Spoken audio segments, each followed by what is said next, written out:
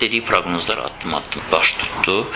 İçində pis olanları da var idi. Hansılar ki, doğrudan da baş tutdu və sanki bir xəbərdarlıq kimi oldu. Vaxtına, müddətinə, gününə qədər təqribən demişdi və gününə qədər həmin hadisələr baş verdi. Ona da bir əlac tapıldı və inanmazdım. Peyman bəy mənə cadu olunduğunu dedi. Özümə yaxın bildiyim bir adam mənə kömək elədi. İş-düşdə, biraz ev işində mənə cadu eləyən insan bu şəxs imiş. Peyman bəy köməkliyi ilə o cadunu tapdıq və çox sağ olsun Peyman bəy batil elədi o cadunu. Ona görə mən Peyman müəllimə çox inanıram. İşlərim alınmırdı. Mən Bakıya gəldim, Peyman müəllimlə görüşdüm. Peyman müəllim mənə dedi ki, uğursuzluq var, mən sənə köməklik edəcəm, işin düzəlsin. Mənim bu uğursuzluğumu aradan götürmək üçün müəyyən vasitələrdən istifadə etdi və sözün açığını deyim, bəhrəsini də gördüm. Tam səmimiyyətimlə deyirəm ki, buna inanmaq lazımdır. Mən həyatımda bunu gördüm. Cadunun bir əşyaya olunduğunu və həmin əşyanın da mənə hədiyyə olunduğunu söylədi.